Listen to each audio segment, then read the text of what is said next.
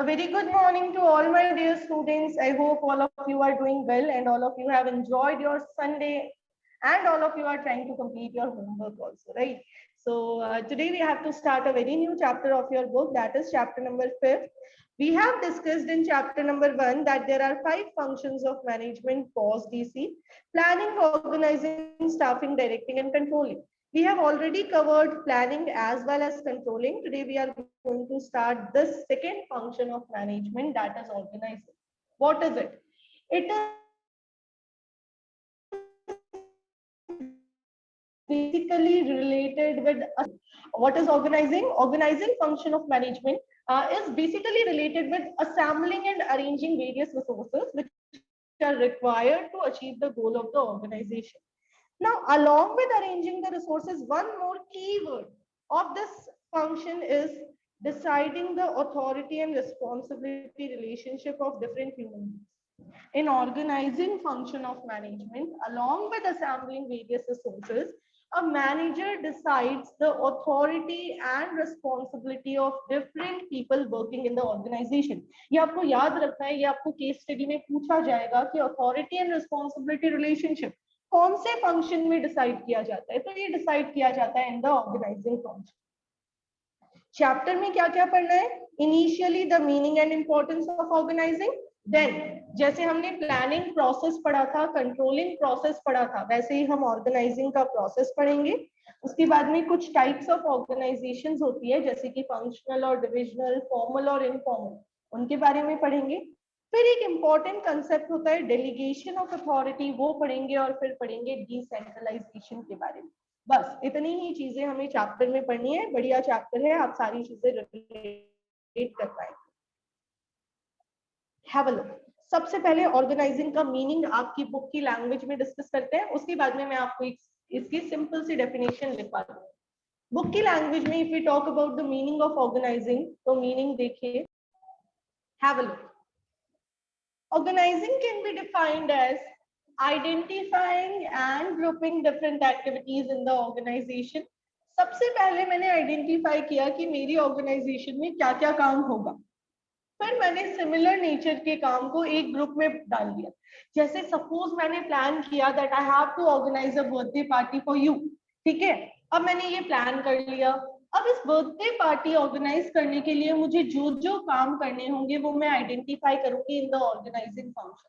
Then after मैं क्या करूंगी, मैं ग्रुप बना दूंगी. अब जैसे मार्केट का जो जो काम है उसका मैंने एक कॉमन ग्रुप बना दिया कि मार्केट से केक लेके आना है, डेकोरेशन का सामान लेके आना है और जो भी चीजें, उनका एक ग्रुप बना दिया. किचन का जो जो काम है उनका एक ग्रुप बना दिया. इन्विटेशन देने का जो जो काम है उनका एक ग्रुप बना दिया. So the first step is identifying and grouping different activities. मैंने क्या किया, आइडेंटिफाई किया काम को और उनको ग्रुप कर दिया. सिमिलर नेचर की एक्टिविटी को एक पार्ट में डाल दिया. आगे देखिए. And bringing together the physical, financial and human resources. मैंने एक्टिविटीज को आइडेंटिफाई और ग्रुप करने के बाद 3 तरीके के रिसोर्सेज होते हैं, राइट? फिजिकल, मशीनरी वगैरह, फाइनेंशियल, पैसा और ह्यूमन रिसोर्स यानी हम और आप जो ऑर्गेनाइजेशन में जाके वर्क करेंगे. हम उन रिसोर्सेज को एक साथ लेके आए. क्यों लेके आए? To establish most productive relations for the achievement of specific goal of organisation. हमने उन रिसोर्सेज को एक साथ इकट्ठा किया so that we can establish the most productive relation between the resources in order to achieve the goal of organisation. Let me give you an example. अगर birthday party organise करनी है और घर पे कुछ बनाना है तो आप उसी ह्यूमन बीइंग को किचन में, किचन फिजिकल रिसोर्स है, किचन की जो असेट्स है वो फिजिकल रिसोर्स है और एक ह्यूमन बीइंग जो किचन में काम करेगा वो ह्यूमन रिसोर्स है. तो उसी को किचन में एंट्री दोगे जिसको किचन का काम आता हो. मेरे जैसे किसी इंसान को खड़ा कर दिया तो बस गेस्ट जो है वो भूखे ही चले जाएंगे. तो आपको क्या करना है, आपको ह्यूमन रिसोर्स और फिजिकल रिसोर्स का ऐसा कॉम्बिनेशन बनाना है जो मैच हो रहा हो. ठीक है, उसी डिपार्टमेंट में आपको ज्यादा पैसा लगाना है जहां रिक्वायरमेंट हो. तो आपको सारे फिजिकल, ह्यूमन और फाइनेंशियल रिसोर्सेज का एक most productive relation, most productive यानी जो इंसान जिस काम को सबसे बढ़िया कर पाएगा उसी इंसान के लिए मुझे वो काम आइडेंटिफाई करके उसी की जिम्मेदारी में वो काम रखना है. ये ऑर्गेनाइजिंग फंक्शन है और ये सब हमें करना है so that we can achieve the goal of our organisation. I hope आपको मीनिंग समझ में आया होगा। एग्जाम्पल लेके ही चलें कि आपको कुछ भी काम करना है, सबसे पहले in planning function you have decided your goals. Now in organising function we will firstly identify the different type of activities which we are going to do. Then after we will make groups of different activities, and then after what we will do, we will arrange our physical, financial and human resources, and we will establish a productive relation among the resources. Productive relation कैसा होगा? Receptionist पे वही इंसान बैठे जिसका communication skill बढ़िया है. Business studies की क्लास में आपको पढ़ाने वही टीचर आए जिसको बिजनेस स्टडीज की नॉलेज हो, तभी तो प्रोडक्टिव रिलेशन. बिजनेस की बुक और बिजनेस का टीचर, ये प्रोडक्टिव रिलेशन. लेकिन बिजनेस की बुक और टीचर इंग्लिश का, ये प्रोडक्टिव रिलेशन नहीं है. तो what you are supposed to do, you have to establish a good and productive relation among the resources so that you can achieve the goal of your organization. Learn कर लीजिए साथ के साथ definition को. आगे बढ़ते हैं. जनरल मीनिंग में बहुत सिंपल वर्ड्स में ऑर्गेनाइजिंग क्या है, देखिए ये बहुत सिंपल सी डेफिनेशन है. Arranging everything in an orderly form, सारे रिसोर्सेज को एक ऑर्डरली फॉर्म में अरेंज करना. And making most efficient use of resource, जो जो रिसोर्सेज आपके पास अवेलेबल है उनका बढ़िया तरीके से यूज करना. ठीक है, अब आगे देखिए. When the managers are performing organizing function, it results in creation of organizational structure which shapes the system of working. 1 mark में पूछ सकते हैं. Which function of management gives a shape to the working system of organization? Your answer will be organizing. कौन सा system, कौन सा function है? Our function is. May I? Yes, start reading. Your school plans to conduct sports day or annual function. All the teachers and students are assigned different duties.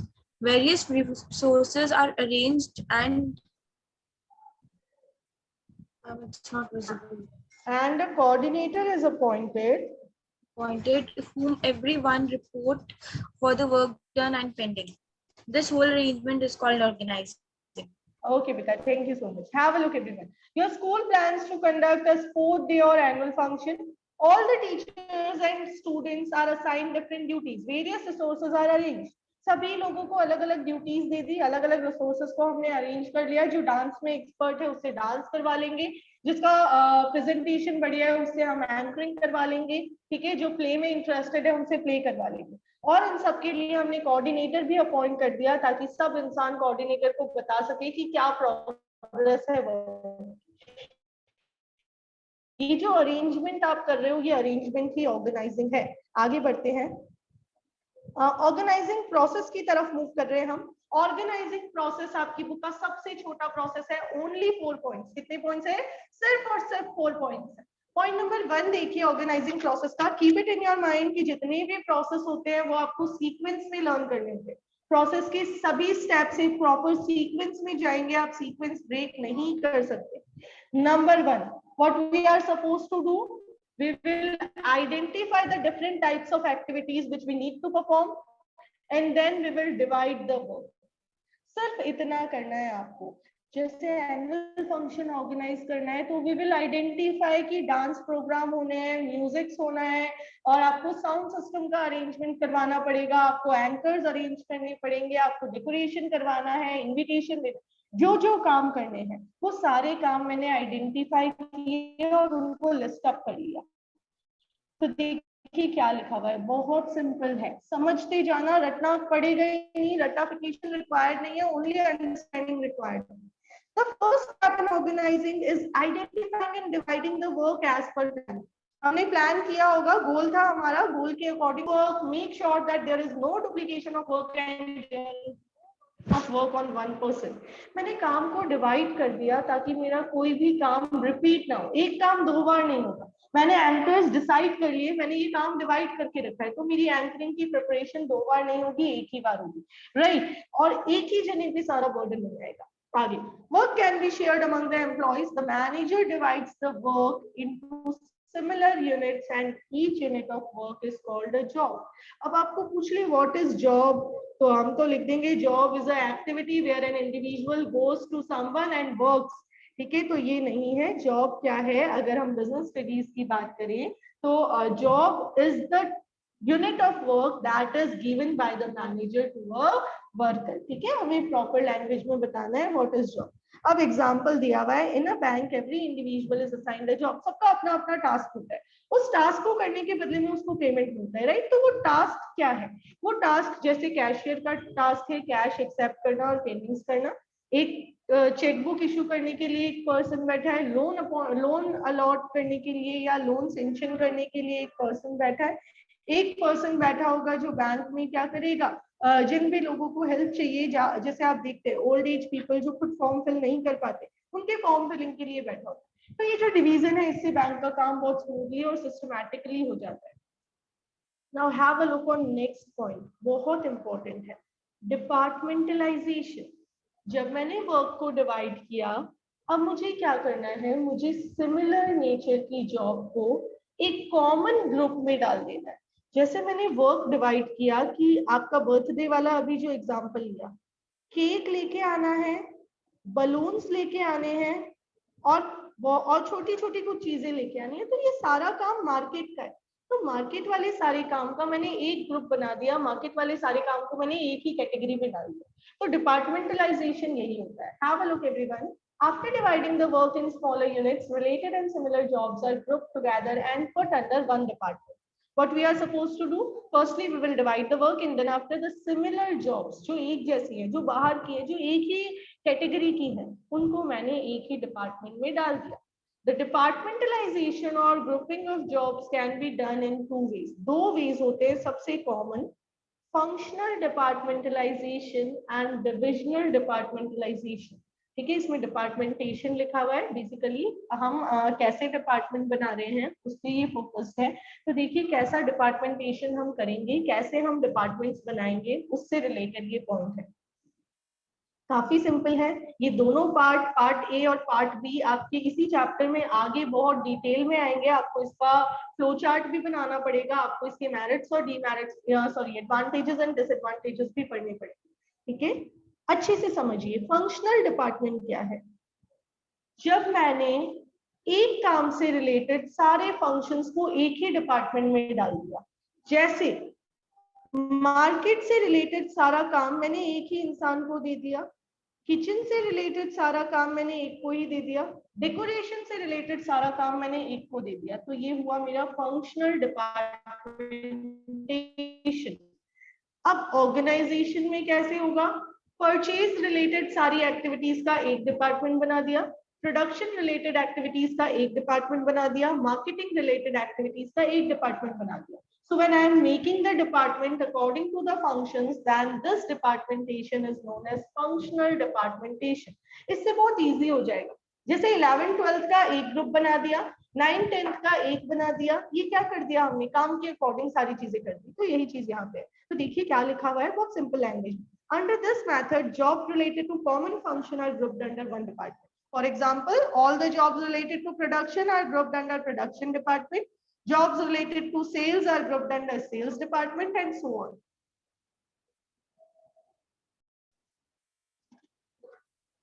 आगे देखिए divisional department क्या है। Divisional department is suitable only when the organization is producing more than one type of product. अगर आप multi product producing organisation है या multi product में deal कर रहे हैं, then you can go with divisional।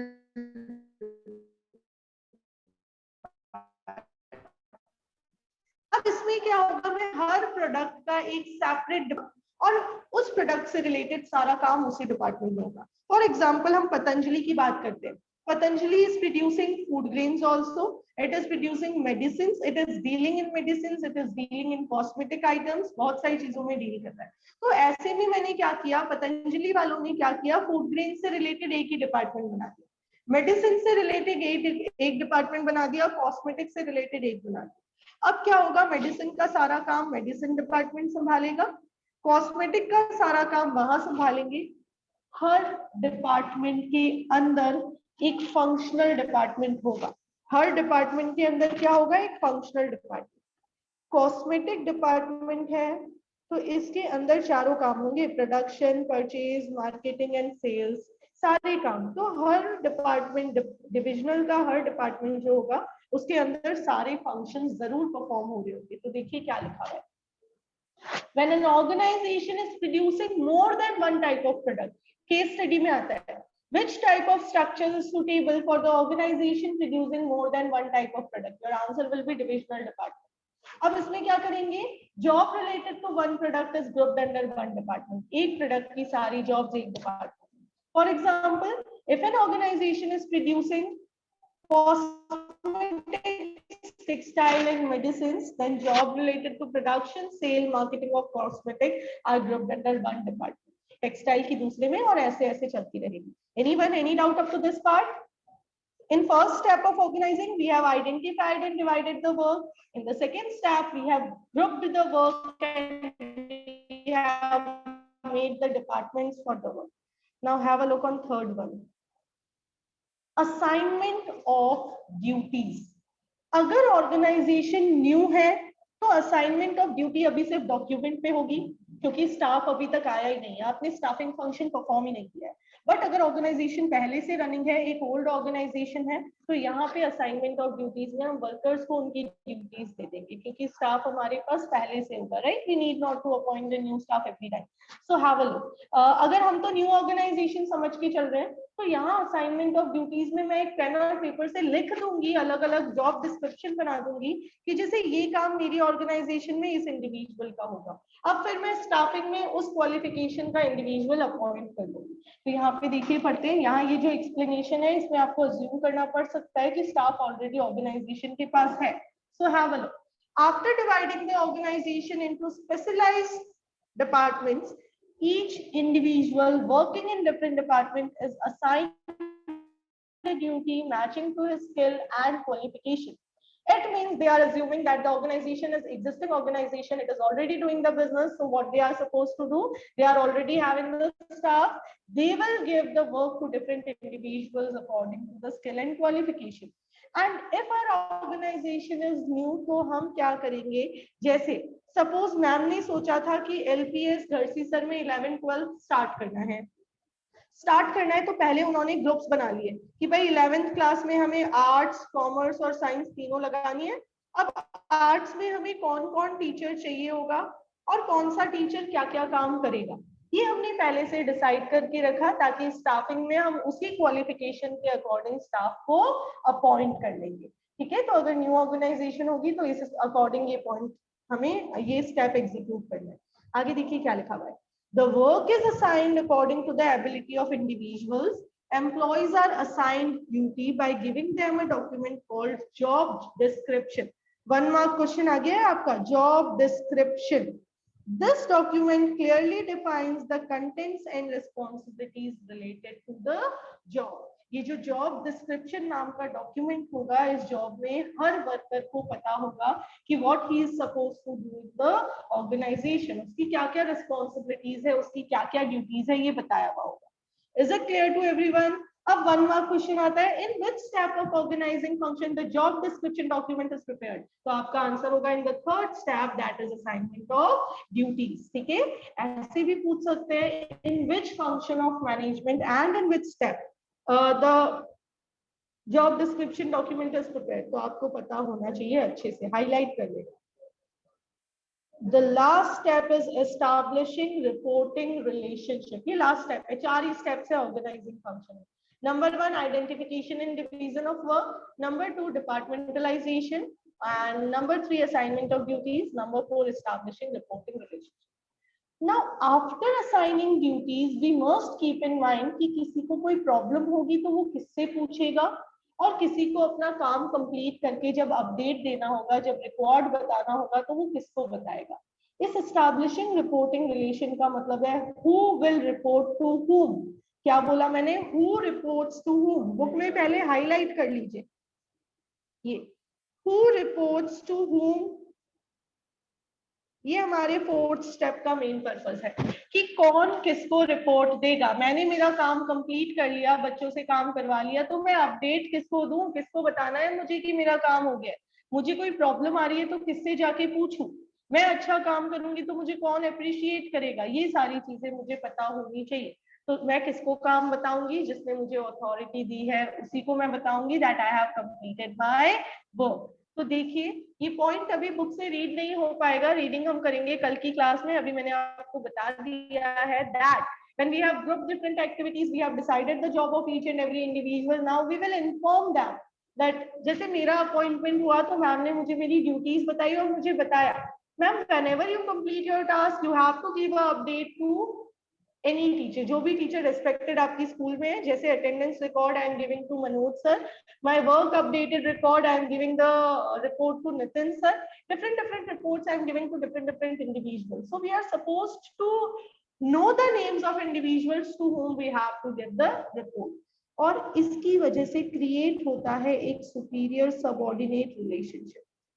मैं जिसको मेरा काम बताने वाली हूँ वो मेरे सुपीरियर हो गए, और जो काम बता रहा है यानी मैं, when I am giving the updates तो मैं हो गई सबऑर्डिनेट, राइट। तो आपको पता चलेगा your superior is having more authority than you and you have to give them a update, और इसकी वजह से क्रिएट होगी एक मैनेजरियल हायरार्की यानी मैनेजरियल चेन।